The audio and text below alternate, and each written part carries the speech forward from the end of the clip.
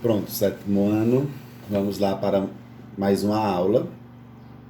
Essa sobre o Estado absolutista e o mercantilismo. Então, seguindo, né, a sequência didática de estudo da gente, frente ao que a gente já viu sobre o Renascimento, a reforma e contra-reforma, agora a gente vai ver sobre a questão dos Estados absolutistas. Então, são fases da história, épocas, momentos, em que vai se desprendendo de fato da era medieval. Tanto o Renascimento como Reforma e Contra-Reforma e essa questão do Estado absolutista e o mercantilismo. Se desprende de uma era onde rompe as questões políticas, né? A organização territorial. Então, isso nos remete mais à Europa, porque esses acontecimentos eles partem de dentro da Europa. Depois é que vai se chegar ao mundo, a todo mundo, até pela questão das conquistas. E aí a gente vai fazer a ligação ao mundo quando entrarmos na questão das grandes navegações. Então, entendendo nessa questão do Estado absolutista, ligando ainda à época do feudalismo, que o feudalismo foi na era medieval. Então, finalizando o feudalismo, começando, né, uma nova era, onde o trabalho, onde a produção houve seu destaque, houve desenvolvimento da Europa. E aí vai se rompendo os feudos, né, porque vão surgindo cidades, né, novas cidades vão surgindo, as cidades antigas vão se reestruturando e, como eu disse, mais e mais produção, mais, né, a burguesia vai se desenvolvendo. Então, aquele sistema feudal não poderia mais existir. O sistema feudal deveria ser rompido. É aí onde o feudalismo dará lugar ao mercantilismo, que depois o mercantilismo dará lugar ao capitalismo. Mas aí o feudalismo vai rompendo, né, se desestruturando, se desarticulando e dando lugar ao mercantilismo. Mas aí sobre a questão do Estado absolutista. O transporte de mercadoria de uma cidade para outra, isso está no material aliás, material não, está no livro, na página 56. Obrigava os mercantes a cruzar vários feudos. Cada um deles estava sob a autoridade de um senhor feudal, que estipulava suas próprias leis e taxações. Essas restrições levaram a burguesia a apoiar a centralização do poder nas mãos de um rei, que poderia unificar a moeda, as leis e os impostos, e estabelecer um sistema de peso e de medida único, facilitando as trocas comerciais. Então, o que é que se pensa aqui? Diante ainda dos feudos que existia e diante o mercado que está ali, né, que precisava expandir-se, mas que precisava passar por esses feudos, e os donos dos feudos cobravam, né, os preços a seu modo, né, porque cada um era independente, como eu falei, cada feudo era independente, cada feudo tinha, né, lá seu senhor, e aí dentro do feudo, né, já tinha uma outra organização política, né, porque a gente sabe que existia o feudo, aí o feudo era o suzerano, né, o dono do feudo, aí tinha um vassalo, que, né, tinha a relação feudal com o senhor, aquelas trocas, né, que haviam entre eles, havia aquela questão dos impostos que era cobrado e tudo mais. Então, quer dizer que tinha toda uma estrutura já, politicamente falando, organizada dos feudos. Mas que essa estrutura estava dificultando o desenvolvimento da nova era, que era a era moderna, que era o mercado, né, o translado, digamos assim, das mercadorias. Então, diante disso, a nova burguesia pensou num poder centralizado, pensou que poderia ter alguém, né, que pudesse organizar tudo isso, criar moeda, organizar a questão dos juros, né, de taxar os impostos, né, o preço, né, das coisas, as medidas. Queriam centrar isso em alguém. Como diz, queria voltar um tempo aos moldes antigos, porque antigamente, quando a gente estudou Egito, né, Mesopotâmia, a gente via que tinha os reis, né? Tinha os reis que governavam.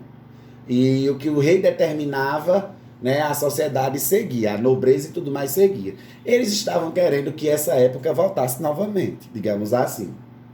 Então, nascia diante disso o Estado absolutista. O Estado absolutista. E é o quê? A centralização da monarquia. Aí vejam só, o que é que acontece mais? Diante disso, né, nós vamos ver que a igreja, o poder da igreja católica, a difusão das ideias humanistas e o fortalecimento da autoridade do rei são características dessa época. A igreja, alguns já estavam vendo o seu poderio que já estava demais, né? Assim. E com as novas ideias trazidas pelo o Renascimento, né, isso começa a mexer na cabeça das pessoas. Até então. Como a gente viu lá na questão da reforma e contra-reforma, o rompimento, não é? A Inglaterra rompe com a igreja, que é onde eles fundam o anglicanismo. Alguns reis, príncipes, também rompem com a igreja quando vão aderir os pensamentos de Lutero e os de João Calvino. Então, diante disso, a gente vê, né, que a política ela começa a romper com a igreja. Antes a igreja era um grande poder político, não era só um poder religioso, era um poder político mesmo. Exercia influência fortíssima sobre a humanidade. Diante disso, com esse poder fragmentado, aí vai surgir uma monarquia.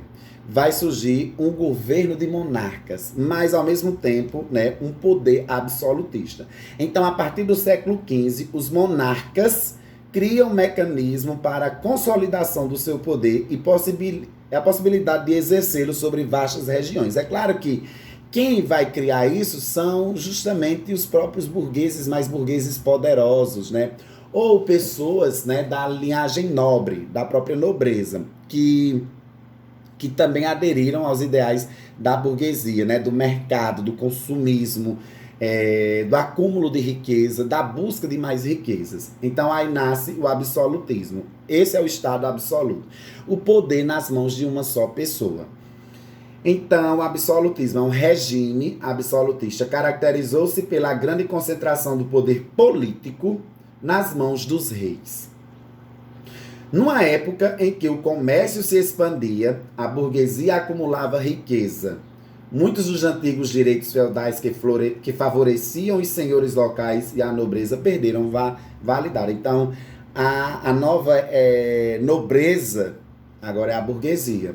Porque na medida que o mercado cresce, na medida que vai se expandindo o comércio, a nobreza que aderiu a essa nova realidade, né, que é o comércio, ela vai se fortalecendo, a ponto, né, deles sair uma única pessoa. E aí onde a gente vai ouvir falar em muitos reis de destaque, como o da França, Luís XIV é um exemplo disso. A rainha Elizabeth, na Inglaterra. Nós vamos ver a situação aqui do próprio Brasil, né, na história do Brasil. Os reis que em Portugal, como destaque, teve Dom João VI, que se tornou rei, sua mãe, Dona Maria I, e outros mais, que depois eu irei falar. Na Espanha. Então, em vários lugares, né, surgiram monarquias, poderes que estavam centrados nas mãos de uma só pessoa. Mas quem deu esse poder foi a própria população, mas a população abastecidamente rica, digamos assim, mais bem abastecida financeiramente, isso que eu quero dizer.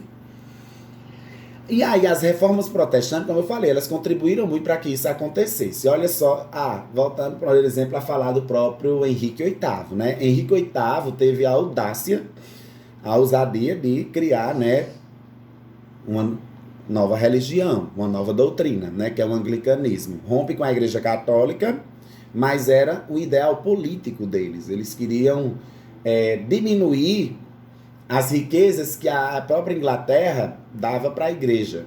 Então isso, ao invés de dar para a Igreja, ficaria para o próprio rei. Aí depois vem, né, as teorias do absolutismo, como teóricos de destaque, temos Thomas Hobbes, Jacques Bousset, né?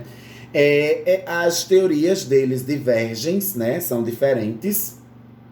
Hobbes, por um lado, né, defendia o absolutismo como base na razão, no argumento de que era necessário garantir a segurança dos indivíduos. Era a defesa de Hobbes sobre o absolutismo. Por outro lado, o bispo Bossuet fundamentava sua defesa do absolutismo no direito divino dos reis, ou seja, na religião. Esse dizia, né, que a pessoa era rei porque era vontade divina, né? Já o outro defendia com base na razão. Um defendia religiosamente e outro defendia racionalmente. Era a diferença, né, a divergência que havia entre a teoria do absolutismo sobre esses dois. Então vem aí depois, né, da criação do Estado absolutista, né, que é o poder centrado nas mãos de uma só pessoa, a necessidade, né, que sentiu os comerciantes da época, né, a grande burguesia, vem o mercantilismo. Aí o rei pensa, e aí, como é que vai ser? Então o rei ele agora tem uma responsabilidade, mas ao mesmo tempo ele quer viver de conforto, quer viver de luxo, e como é que vai manter isso? Aí onde nasce, né, que é a questão da ostentação, né, de manter a abundância, a ostentação das cortes europeias, né, como também sustentar os funcionários dos reis, né, a administração, as tropas que protegiam, eles precisavam de recursos para isso. E onde é que iam tirar?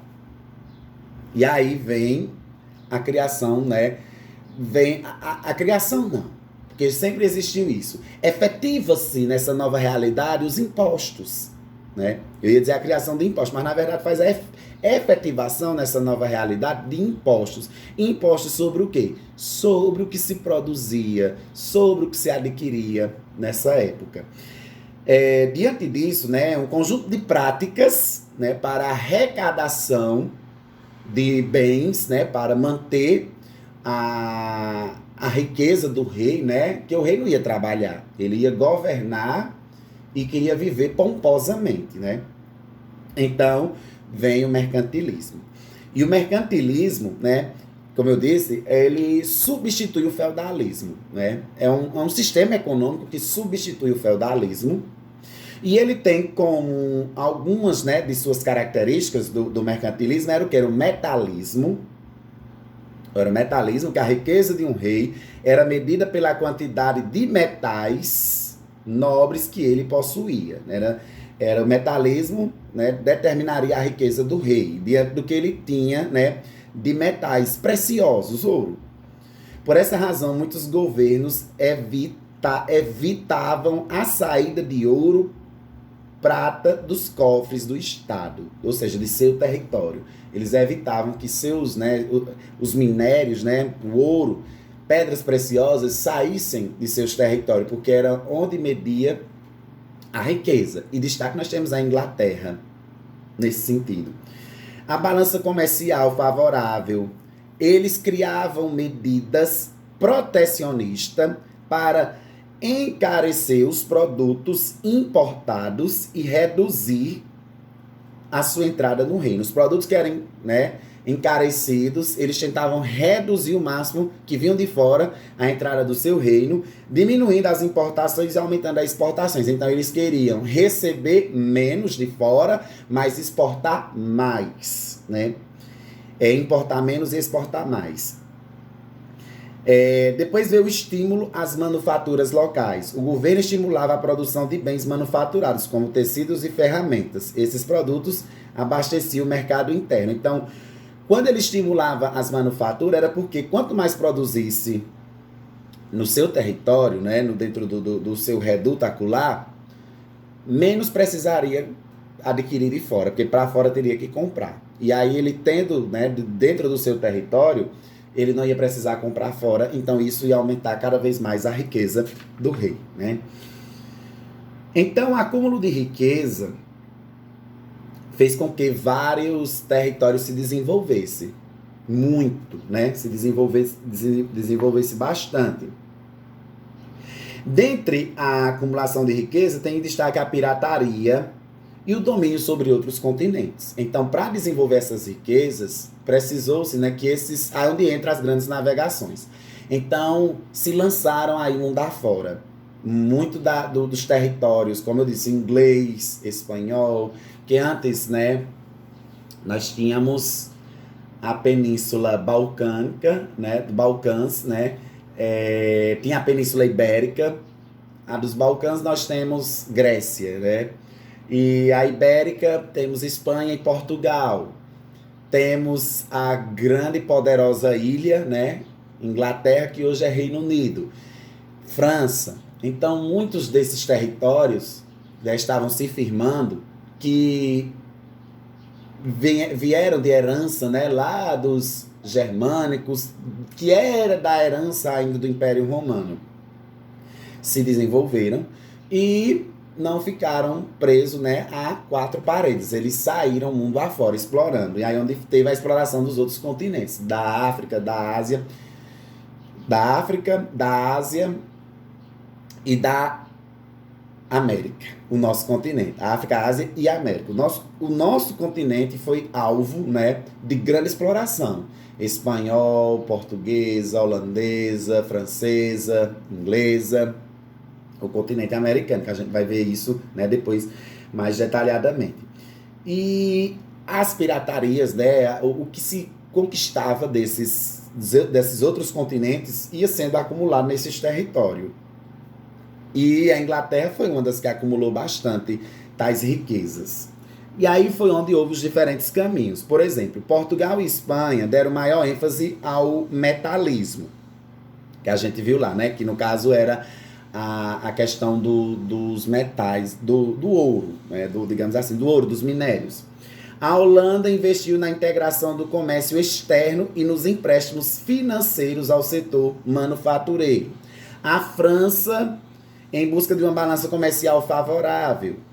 A Inglaterra, além de garantir uma balança de comércio favorável e a produção interna de manufatura, promoveu os cercamentos das terras, que a gente vai ver agora, essa questão dos cercamentos. Então, cada uma desses territórios, né, de países agora, no caso, firmados, né, Holanda, Portugal, Espanha, França, Inglaterra, e diante desses, a Inglaterra, ela vai dar um pontapé maior na história, no sentido de ter sido, né, a pioneira na Revolução Industrial. Por quê? Por conta de toda essa estrutura que aconteceu nela durante esse período aqui que nós estamos estudando, absolutismo, né, monarquia absolutista e o Estado absolutista e mercantilismo, deu condições para que a Inglaterra se desenvolvesse à frente às outras e se tornasse a grande potência mundial e potência naval, né? A ponto de nenhum território, nem o grande Napoleão Bonaparte conseguir vencê-la, que depois também a gente vai ver isso. Os cercamentos. Então, os cercamentos foi um decreto inglês que permitiram aos grandes proprietários rurais se apoderar das terras comunais. Então, quando nós estudamos o feudalismo, existiam as terras comunais, né, que era comum a todos. Essas terras, agora, nesse período, não serão mais comunais. Serão, na verdade, dos grandes proprietários rurais. E aí, as pessoas que ocupavam essas terras comunais, elas foram expulsas. Elas tiveram que deixar, aí muitos migraram para os centros urbanos. Tiveram que deixar essas terras. Essas terras agora, elas servirão para a pecuária, né, e a agricultura, só que não é uma agricultura de subsistência, não. Ela agora vai assumir outro papel, agora vai ser uma agricultura comercial, vai ser uma agricultura, digamos assim, mais avançada, né, e não só com fins de, como eu falei, fins de subsistência, mas agora com fins lucrativos mesmo, de vender para outros. Que aí onde vai entrar a Revolução Industrial, que vai contribuir mais ainda. Então, na medida que vai melhorando a forma de produção agrícola, né, mais a agricultura vai se desenvolvendo. Aí, quando acontece a Revolução Industrial, aí pronto, é o pipoco. Então, os cercamentos, né, foi, né, a retirada das pessoas que moravam nessas terras comunais e entregues aos grandes proprietários. Eles lá só iria ficar ou trabalhar, né, quem eles quisessem, né? Então, se tivesse 10 famílias lá, se ele quisesse que só uma família ficasse para trabalhar, as outras 9 que procurassem meio de vida. Então, essa foi, né, a ideia dos cercamentos. Pronto, gente. Então, basicamente, né, sobre a questão do Estado absolutista e mercantilista, é isso. Então, qualquer dúvida é só tirar.